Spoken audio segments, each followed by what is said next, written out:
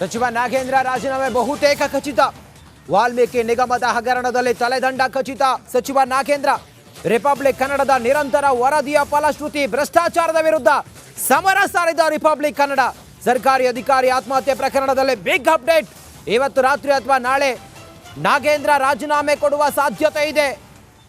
ಬಹಳ ಒತ್ತಡ ಇತ್ತು. ಯಾಕಂತ ಹೇಳಿದ್ರೆ ಬಿಜೆಪಿ ಹೋದಲ್ಲಿ ಬಂದಲ್ಲಿ ವಾಲ್ಮೀಕಿ ಅಭಿವೃದ್ಧಿ ನಿಗಮದ ಅಧೀಕ್ಷಕನ ಸಾವಿನ ಪ್ರಕರಣದಲ್ಲಿ, ಆತ್ಮಹತ್ಯೆ ಪ್ರಕರಣದಲ್ಲಿ ಮಾನ್ಯ ಸಚಿವ ನಾಗೇಂದ್ರ ಅವರ ನೇರ ಪಾತ್ರ ಇದೆ.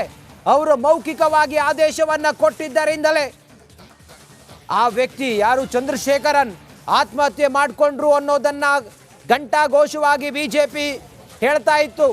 ಈ ಒತ್ತಡದಿಂದಾಗಿ ನಾಗೇಂದ್ರ ಅವರನ್ನ ಕ್ಯಾಬಿನೆಟ್ನಲ್ಲಿ ಉಳಿಸಿಕೊಂಡ್ರೆ ಡ್ಯಾಮೇಜ್ ಆಗುತ್ತೆ ಅನ್ನುವ ಸೂಕ್ಷ್ಮತೆಯನ್ನ ಬಹುತೇಕ ಅರ್ಥ ಮಾಡಿಕೊಂಡಂಗಿದೆ ಸರ್ಕಾರ. ರಿಪಬ್ಲಿಕ್ ಕನ್ನಡವು ಕೂಡ ನಿರಂತರವಾಗಿ ವರದಿಯನ್ನ ಪ್ರಸಾರ ಮಾಡಿತ್ತು. ಬಹುತೇಕ ನಾಗೇಂದ್ರ ಅವರ ತಲೆದಂಡ ಆಗೋದು ಖಚಿತ. ಸಚಿವ ನಾಗೇಂದ್ರ ರಾಜೀನಾಮೆ ಬಹುತೇಕ ಖಚಿತ. ವಾಲ್ಮೀಕಿ ನಿಗಮದ ಹಗರಣದಲ್ಲಿ ತಲೆದಂಡ ಖಚಿತ. ಇದೇ ರೀತಿಯಾಗಿ ಈಶ್ವರಪ್ಪ ಅವರದೊಂದು ಕೇಸ್ ಆದಾಗ ಆ ಕಾಂಟ್ರಾಕ್ಟರ್ ಸಂತೋಷ್ ಈಶ್ವರಪ್ಪ ಅವರ ಹೆಸರು ಬರೆದಿಟ್ಟು ಉಡುಪಿಯಲ್ಲಿ ಆತ್ಮಹತ್ಯೆ ಮಾಡಿಕೊಂಡಾಗ ಕಾಂಗ್ರೆಸ್ನ ನಾಯಕರೆಲ್ಲರೂ ಕೂಡ ಪಟ್ಟು ಹಿಡಿದು ವಿಧಾನಸಭೆಯಲ್ಲಿ ಕುಳಿತುಕೊಂಡು ಅಹೋರಾತ್ರಿ ಧರಣಿ ಮಾಡಿ ಕೊನೆಗೂ ಕೂಡ ಈಶ್ವರಪ್ಪ ಅವರನ್ನ ಸಚಿವ ಸ್ಥಾನದಿಂದ ಕೆಳಗಿಳಿಸಿದ್ದನ್ನು ನಾವು ಕಂಡಿದ್ದೀವಿ. ಈಗ ನಾಗೇಂದ್ರ ಅವರ ಸರದಿ. ಡೆತ್ ನೋಟ್ನಲ್ಲಿ ನಾಗೇಂದ್ರ ಅವರ ಹೆಸರನ್ನ ಬರೆದಿಟ್ಟು ಮೌಖಿಕವಾಗಿ ನಾಗೇಂದ್ರ ಅವರು ವಾಲ್ಮೀಕಿ ನಿಗಮದ ಅಕೌಂಟ್ನ ಹಣವನ್ನ ಅಕ್ರಮವಾಗಿ 97 ಕೋಟಿ ಹಣವನ್ನ ಟ್ರಾನ್ಸ್ಫರ್ ಮಾಡಿದ್ರು ಅನ್ನೋ ವಿಚಾರ ಇದೆಯಲ್ಲ, ಇದರಲ್ಲಿ ನಾಗೇಂದ್ರ ಅವರು ಮೌಖಿಕ ಆದೇಶ ಕೊಟ್ಟರು ಅನ್ನೋ ಕಾರಣಕ್ಕೋಸ್ಕರ ಈಗ ಅವರನ್ನ ತಲೆದಂಡ ಮಾಡೋದು, ಅವರ ಸಚಿವ ಸ್ಥಾನ ತಲೆದಂಡ ಬಹುತೇಕ ಖಚಿತ. ಇನ್ನಷ್ಟು ಮಾಹಿತಿಯೊಂದಿಗೆ ನಮ್ಮ ಪೊಲಿಟಿಕಲ್ ಬ್ಯೂರೋ ಹೆಡ್ ವಿಜಯ್ ನೇರ ಸಂಪರ್ಕದಲ್ಲಿ ಜಾಯ್ನ್ ಆಗಿದ್ದಾರೆ. ವಿಜಯ್, ಬಿಜೆಪಿ ಹೆಜ್ಜೆ ಹೆಜ್ಜೆಗೂ ಹೇಳ್ತಾ ಇತ್ತು ನಾಗೇಂದ್ರ ಅವರ ತಲೆದಂಡ ಆಗಬೇಕು ಅಂತ ಹೇಳಿ. ಅದು ಬಹುತೇಕ ಖಚಿತ ಆಗುವ ಸಾಧ್ಯತೆ ಇದೆಯಾ ವಿಜಯ್? ರಂಜಿತ್, ಬಿಜೆಪಿಗೆ ದೊಡ್ಡ ಅಸ್ತ್ರ ಸಿಕ್ಕಿರುವಂಥದ್ದು ಕಾಂಗ್ರೆಸ್ನ ವಿರುದ್ಧ. ಅಂದರೆ ಸಚಿವ ನಾಗೇಂದ್ರ ಸಂಬಂಧಪಟ್ಟಂತೆ ವಾಲ್ಮೀಕಿ ಅಭಿವೃದ್ಧಿ ನಿಗಮದಲ್ಲಿ ಏನು ಹಣ ವರ್ಗಾವಣೆ ಆಗಿದೆ ಅದು ಸರ್ಕಾರಕ್ಕೆ ದೊಡ್ಡ ಮಟ್ಟದಲ್ಲಿ ಮುಜುಗರಕ್ಕೆ ಕಾರಣ ಆಗಿರುವಂಥದ್ದು. ಇದಕ್ಕೆ ಪ್ರಮುಖ ಕಾರಣ ಯಾರು ಅಧಿಕಾರಿ ಆತ್ಮಹತ್ಯೆ ಮಾಡ್ಕೊಂಡಿದ್ದಾರೆ ಅವರು ಅಭಿವೃದ್ಧಿ ನಿಗಮದ ಅಧಿಕಾರಿಗಳ ಹೆಸರನ್ನ ಪ್ರಸ್ತಾಪ ಮಾಡಿರುವಂಥದ್ದು. ಅದರ ಜೊತೆಗೆ ಸಚಿವರೊಬ್ಬರು ಅಂತ ಬಹಳ ಪ್ರಮುಖವಾಗಿ ಹೇಳಿರುವಂಥದ್ದು. ಇಲ್ಲಿ ತೀರ್ಮಾನ ತೆಗೆದುಕೊಂಡಿರುವಂಥದ್ದು ಖುದ್ದು ಸಚಿವ ನಾಗೇಂದ್ರ ಅವರೇ. ಅಂದ್ರೆ ಅಲ್ಲಿ ಯಾವ ಸಚಿವರಂತ ಹೆಸರು ಇಲ್ಲ ಅಂತಂದ್ರೂ ಕೂಡ ಖುದ್ದು ಸಚಿವ ನಾಗೇಂದ್ರ ಅವರೇ ಕೂಡ ಪತ್ರಿಕಾಗೋಷ್ಠಿ ನಡೆಸಿ ಸಂಬಂಧಪಟ್ಟಂತೆ ನನ್ನ ಹೆಸರು ಯಾಕೆ ಬರೆದ್ರು ಅಂತ ಒಪ್ಕೊಂಡಿರುವಂಥದ್ದು. ಜೊತೆಗೆ ಬಹಳ ಪ್ರಮುಖವಾಗಿ ಇಕ್ಕಟ್ಟಿಗೆ ಸಿಲುಕುವ ಒಂದು ಕಾರಣ ಯಾರು MD ಇದ್ದಾರೆ, ಅಂದರೆ ಏನು ಪದ್ಮನಾಭ ಅಂತ ವಾಲ್ಮೀಕಿ ಅಭಿವೃದ್ಧಿ ನಿಗಮದ MD ಇದ್ದಾರೆ, ಆ MD ಅವರು ಮುಂಚೆನೇ ಗೊತ್ತಿತ್ತು ಹಣ ವರ್ಗಾವಣೆ ಬಗ್ಗೆ. ಅಂದರೆ ಯಾರು ಅಧಿಕಾರಿ ಆತ್ಮಹತ್ಯೆ ಮಾಡೋಕ್ಕಿಂತ ಮುಂಚೆನೆ ಹಣ ವರ್ಗಾವಣೆ ಆಗಿರುವಂಥ ಅವ್ಯವರ ಬಗ್ಗೆ ಮುಂಚೆನೇ ಗೊತ್ತಿತ್ತು ಅಂತ ಹೇಳಿದ್ದಾರೆ. ಆದರೆ ಗೊತ್ತಿದ್ರೂ ಕೂಡ ಸರ್ಕಾರಕ್ಕೆ ಈ ಬಗ್ಗೆ ಮಾಹಿತಿ ಕೊಟ್ಟಿಲ್ಲ, ಸಂಬಂಧಪಟ್ಟ ಸಚಿವರಿಗೆ ಮಾಹಿತಿ ಕೊಟ್ಟಿಲ್ಲ. ಅದೇ ಅನುಮಾನಕ್ಕೆ ಕಾರಣ ಆಗಿರುವಂಥದ್ದು. ನಡಿ ಈಗ ಶುರು ಮಾಡೋಣ.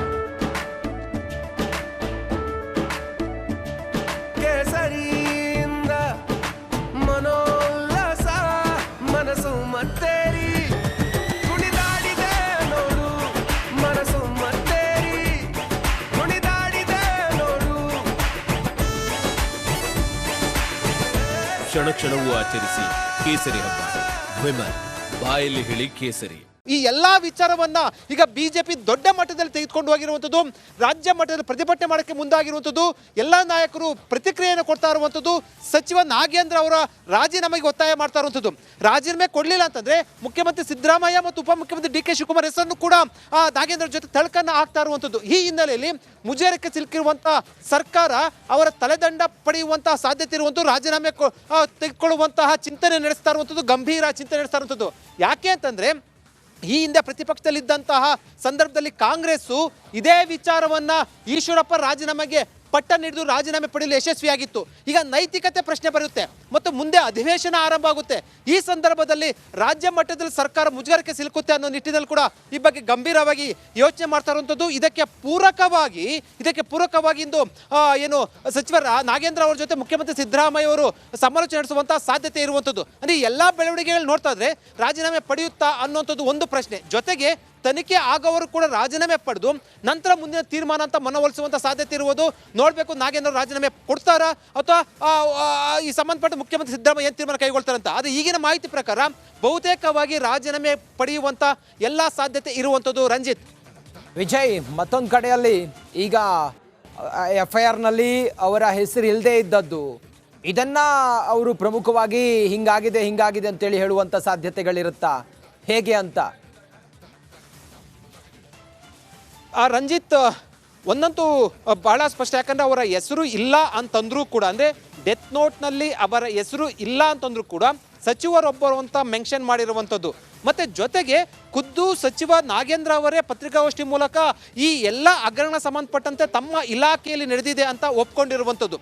ಜೊತೆಗೆ ನಾನು ಆಗಲೇ ಹೇಳಿದ ರೀತಿಯಲ್ಲಿ ಪದ್ಮನಾಭ್ ಅಂದರೆ ಅವರ ಇಲಾಖೆ ವ್ಯಾಪ್ತಿಯಲ್ಲಿ ಬರುವಂಥ MD ಏನಿದ್ದಾರೆ, ವ್ಯವಸ್ಥಾಪಕ ನಿರ್ದೇಶಕರು, ಅವರು ಕೂಡ ಹಗರಣ ಆಗಿರೋ ಸಂಬಂಧಪಟ್ಟಂತೆ ಮಾಹಿತಿ ಇದ್ರೂ ಕೂಡ ಕೊಟ್ಟಿಲ್ಲ ಅಂತಂದರೆ ಅದು ಸಚಿವರ ಆ ಇಲಾಖೆಯ ಜವಾಬ್ದಾರಿ ಆಗುತ್ತೆ. ಮತ್ತು ಜೊತೆಗೆ ಮುಖ್ಯಮಂತ್ರಿ ಸಿದ್ದರಾಮಯ್ಯ ಈಗಾಗಲೇ ಕೂಡ ತೆಲಂಗಾಣಕ್ಕೆ ಸಂಬಂಧಪಟ್ಟಂತೆ ಚುನಾವಣೆಗೆ ಈ ಹಣ ವರ್ಗಾವಣೆ ಆಗಿದೆ ಅನ್ನುವಂಥದ್ದು ಗಂಭೀರ ಆರೋಪ ಬಂದಿರುವಂಥದ್ದು. ಇದು ರಾಷ್ಟ್ರ ಮಟ್ಟದಲ್ಲಿ ದೊಡ್ಡ ಸಂಚಲನಕ್ಕೆ ಕಾರಣ ಆಗಿರುವಂಥದ್ದು. ಈ ಎಲ್ಲ ಹಿನ್ನೆಲೆಯಲ್ಲಿ ದೊಡ್ಡ ಮಟ್ಟದಲ್ಲಿ ಆಗ್ತಿರುವಂಥ ಡ್ಯಾಮೇಜನ್ನು ಕಂಟ್ರೋಲ್ ಮಾಡೋದಕ್ಕೆ ಈಗ ರಾಜೀನಾಮೆ ಒಂದೇ ದಾರಿ ಇರುವಂಥದ್ದು. ಈ ಹಿನ್ನೆಲೆಯಲ್ಲಿ ಸಂಜೆ ಬಹುತೇಕ ಈಗಾಗಲೇ ಕೂಡ ಹೈಕಮಾಂಡ್ ಕೂಡ, ಕಾಂಗ್ರೆಸ್ ಹೈಕಮಾಂಡ್ ಕೂಡ ಎಂಟ್ರಿ ಆಗಿರುವಂಥದ್ದು. ಹೈಕಮಾಂಡ್ ಕೂಡ ಈ ಸಂಬಂಧಪಟ್ಟಂತೆ ಸಂಪೂರ್ಣವಾಗಿ ಮಾಹಿತಿಯನ್ನು ಕೇಳಿರುವಂಥದ್ದು, ವರದಿಯನ್ನು ತೆಗೆದುಕೊಂಡಿರುವಂಥದ್ದು. ಹೈಕಮಾಂಡ್ ಸೂಚನೆ ಏನಾದರೂ ಕೊಟ್ಟಿದೆಯಾ ಮುಖ್ಯಮಂತ್ರಿ ಸಿದ್ದರಾಮಯ್ಯ ಅವರಿಗೆ ಅನ್ನೋಂಥದ್ದು ಕೂಡ ಒಂದು ರೀತಿಯ ಚರ್ಚೆಯ ವಿಚಾರ ಆಗಿರುವಂಥದ್ದು. ಓಕೆ, ಥ್ಯಾಂಕ್ ಯು ವಿಜಯ್ ನಿಮ್ಮೆಲ್ಲ ಮಾಹಿತಿಗಾಗಿ. ಒಟ್ಟಾರೆ ಮಾನ್ಯ ಸಚಿವ ನಾಗೇಂದ್ರ ಅವರ ತಲೆದಂಡ ಆಗೋದು ಬಹುತೇಕ ಖಚಿತ.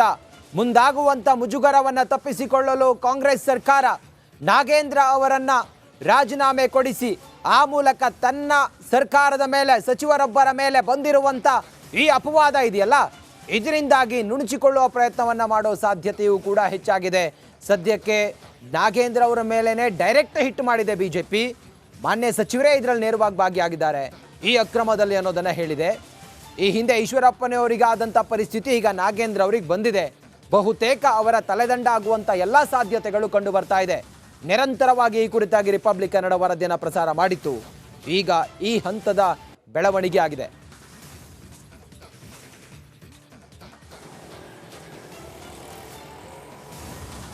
ರಿಪಬ್ಲಿಕ್ ಕನ್ನಡದ ಅತಿ ದೊಡ್ಡ ಇಂಪ್ಯಾಕ್ಟ್ ಸುದ್ದಿ ಇದೀಗ. ವಾಲ್ಮೀಕಿ ಅಭಿವೃದ್ಧಿ ನಿಗಮದಲ್ಲಿ ನಡೆದಿದ್ದ ಭ್ರಷ್ಟಾಚಾರ ಪ್ರಕರಣಕ್ಕೆ ಸಂಬಂಧಪಟ್ಟಂತೆ ಸಚಿವ ನಾಗೇಂದ್ರ ರಾಜೀನಾಮೆ ಬಹುತೇಕ ಖಚಿತ. ನಿರಂತರವಾಗಿ ವಿಚಾರದ ಬಗ್ಗೆ ಪ್ರಶ್ನೆ ಎತ್ತಿದ್ದು ರಿಪಬ್ಲಿಕ್ ಕನ್ನಡ. ಈಶ್ವರಪ್ಪನವರ ಪ್ರಕರಣದಲ್ಲಿ ರಾಜೀನಾಮೆ ಪಡೆದ್ರಿ, ಸಂತೋಷ್ ಪಾಟೀಲ್ ಆತ್ಮಹತ್ಯೆ ಸಂದರ್ಭದಲ್ಲಿ ಈ ಪ್ರಕರಣದಲ್ಲೂ ಕೂಡ ನಾಗೇಂದ್ರ ಅವರ ರಾಜೀನಾಮೆ ನೀಡಬೇಕು ಅಂತ ಹೇಳಿ ಬಿಜೆಪಿ ಪಕ್ಷ ಕೂಡ ಪಟ್ಟು ಹಿಡಿದಿತ್ತು. ಇದೀಗ ಸಚಿವ ನಾಗೇಂದ್ರ ಅವರ ರಾಜೀನಾಮೆ ಬಹುತೇಕ ಖಚಿತ ಅಂತ ಹೇಳಲಾಗ್ತಾ ಇದೆ. ವಾಲ್ಮೀಕಿ ನಿಗಮದ ಹಗರಣದಲ್ಲಿ ತಲೆದಂಡ ಆಗುವುದು ಸಚಿವರದ್ದು ಬಹುತೇಕ ಫಿಕ್ಸ್ ಅಂತ ಹೇಳಲಾಗ್ತಾ ಇದೆ. ರಿಪಬ್ಲಿಕ್ ಕನ್ನಡದ ನಿರಂತರ ವರದಿಯ ಫಲಶ್ರುತಿ ಇದು. ಭ್ರಷ್ಟಾಚಾರದ ವಿರುದ್ಧ ಸಮರ ಸಾರಿತು ರಿಪಬ್ಲಿಕ್ ಕನ್ನಡ. ಸರ್ಕಾರಿ ಅಧಿಕಾರಿ ಆತ್ಮಹತ್ಯೆ ಪ್ರಕರಣದಲ್ಲಿ ಇದೀಗ ಬಿಗ್ ಅಪ್ಡೇಟ್. ಇವತ್ತು ರಾತ್ರಿ ಅಥವಾ ನಾಳೆ ರಾಜೀನಾಮೆ ನೀಡೋ ಸಾಧ್ಯತೆ ಇದೆ. 94 ಕೋಟಿ ಅವ್ಯವಹಾರ ನಡೆದಿರುವ ಆರೋಪ ಪ್ರಕರಣಕ್ಕೆ ಸಂಬಂಧಪಟ್ಟಂತೆ ನಾಗೇಂದ್ರ ಅವರ ರಾಜೀನಾಮೆ ಪಡೆಯಲಿಕ್ಕೆ ಮುಂದಾಗುತ್ತಾ ಸರ್ಕಾರ? ಸದ್ಯಕ್ಕಿರುವ ಪ್ರಶ್ನೆ ಇದು.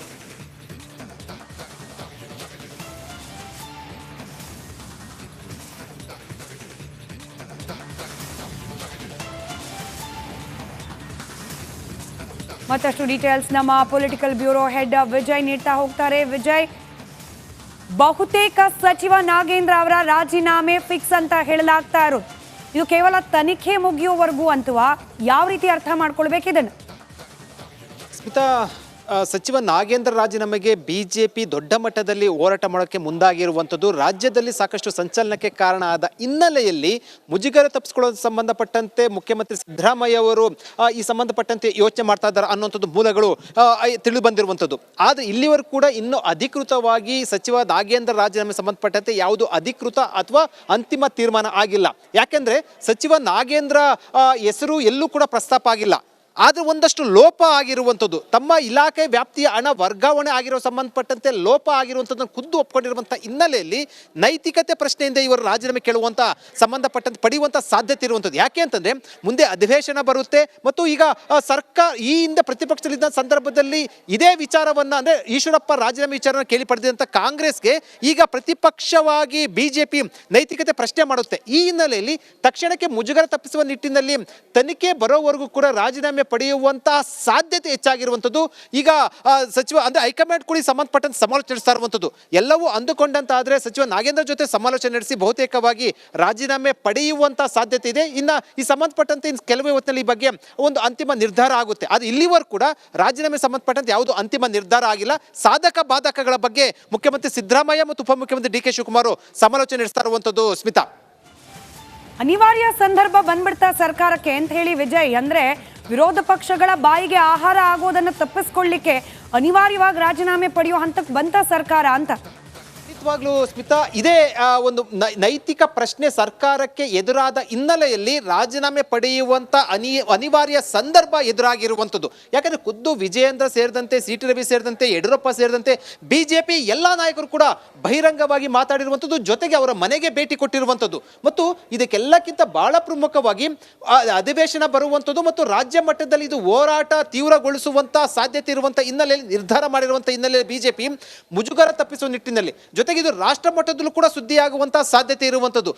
ಈಗಾಗಲೇ ಕೂಡ ರಾಷ್ಟ್ರ ಮಟ್ಟದಲ್ಲೂ ಕೂಡ ಇದು ಸುದ್ದಿಯಾಗಿರುವಂಥದ್ದು. ಈ ಹಿನ್ನೆಲೆಯಲ್ಲಿ ಈಗ ಸರ್ಕಾರಕ್ಕೆ ತಕ್ಷಣಕ್ಕೆ ಈಗ ಮುಜುಗರ ತಪ್ಪಿಸುವ ನಿಟ್ಟಿನಲ್ಲಿ ರಾಜೀನಾಮೆ ಪಡೆಯುವಂಥದ್ದು ಮತ್ತು ಈ ಸಂಬಂಧಪಟ್ಟಂತೆ ನಾಗೇಂದ್ರ ಅವರ ಮನವೊಲಿಸುವಂತ ಕಾರ್ಯವನ್ನು ಕೂಡ ಮಾಡ್ತಾ ಇರುವಂಥದ್ದು. ತನಿಖೆ ಆಗ್ತಾ ಇದೆ, ತನಿಖೆಯವರು ಕೂಡ ರಾಜೀನಾಮೆ ತೆಗೆದುಕೊಳ್ಳುವಂಥದ್ದು. ತನಿಖೆಯ ವರದಿ ಬಂದ ನಂತರ ಮತ್ತೆ ಸಚಿವ ಸ್ಥಾನ ಕೊಡುವ ಸಂಬಂಧಪಟ್ಟಂತೆ ಕೂಡ ಆ ರೀತಿ ಮನವೊಲಿಕೆ ಕಾರ್ಯವನ್ನು ಆಗ್ತಾ ಇರುವಂಥದ್ದು. ಒಂದ್ ವೇಳೆ ಸರ್ಕಾರ ರಾಜೀನಾಮೆ ಪಡೆಯಲಿಲ್ಲ ಅಂತಂದ್ರೆ ಇದು ಮಾಧ್ಯಮಗಳಿಗೂ ಮತ್ತು ಸಾರ್ವಜನಿಕರಿಗೂ ಮತ್ತು ಪ್ರತಿಪಕ್ಷಗಳು ಕೂಡ ಉತ್ತರ ಕೊಡಲಾಗದಂತ ಸಂದರ್ಭ ಬರುತ್ತೆ.